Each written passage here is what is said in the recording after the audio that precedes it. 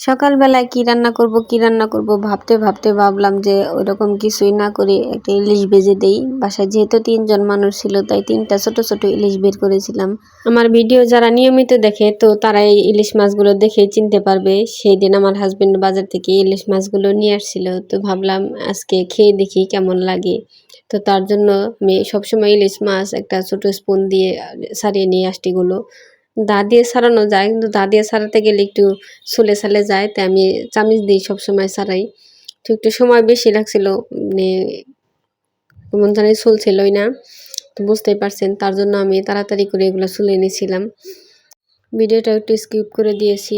তো একটু তাড়াতাড়ি করার চেষ্টা করতেছিলাম যাতে মাছটা তাড়াতাড়ি ভাজা হয়ে যায়।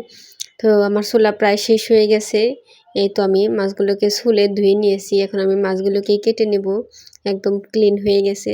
তো ইলিশ মাছ কাটতে বরাবরই আমার ভালো লাগে। ইলিশ মাছ কাটতে প্রায় সবারই ভালো লাগে। তো আলহামদুলিল্লাহ যে আমার হাজবেন্ডের কর্মক্ষেত্রে ইলিশ মাছের এখানে হওয়া ইলিশ মাছ আমরা প্রতিনিয়তই খেতে পারি। মধ্যবিত্তদের নাগালের বাইরে এখন ইলিশ মাছ। তো আল্লাহর কাছে অনেক অনেক শুকরিয়া আদায় করি তার জন্য।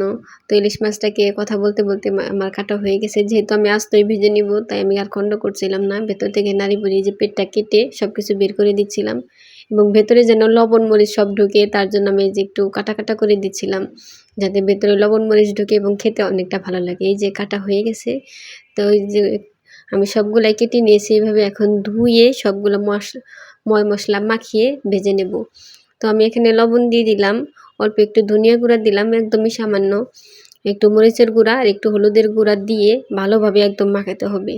এই যদি আস্ত ইলিশ ভাজতে যাও তাহলে অবশ্যই কিন্তু ভালোভাবে মাখানোটা জরুরি, কারণ মশলা যদি ভালোভাবে ভিতরে না যায় তাহলে কিন্তু খেতে ভালো লাগবে না, লবণটা ভালোভাবে লাগবে না।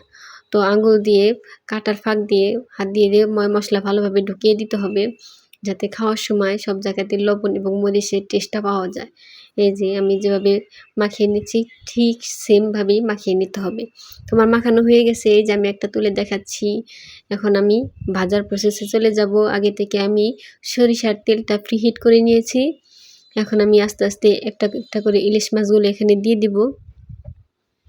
এই যে একটা একটা করে ইলিশ মাছগুলো দিয়ে দিলাম।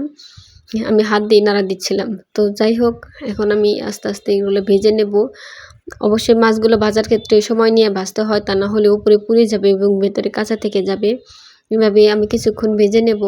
ভাজার পর আমি উল্টে পাল্টে দেব, যাতে দুই পাশটাই সমানভাবে ভাজা হয়ে যায়।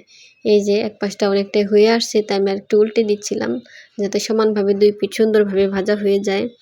ওই যে দেখতেই পাচ্ছ অনেক সুন্দর ঘ্রাণ চলে আসছে। আমি যতটা কল্পনা করেছিলাম তার থেকেও বেশি চলে আসছে। আমার ইলিশ মাছ ভাজা প্রায় শেষ হয়ে গেছে। এই যে দেখলেই বুঝতে পারবে কতটা ইয়াম্মি লুক হয়েছে। এই যে দেখুন অনেকটাই ক্রাঞ্চি হয়েছে। আমি একটু কাছ থেকে দেখাচ্ছি। এই যে আজকে সকালের নাস্তা কিন্তু অনেক জমে যাবে। তো ভিডিওটি ভালো লাগলে অবশ্যই আমার চ্যানেলটি সাবস্ক্রাইব করবে। ফেসবুক থেকে দেখলে আমার চ্যানেলটি ফলো করতে ভুলবে না। তো আশা করি সবাই ভালো থাকবে। আসসালামু আলাইকুম।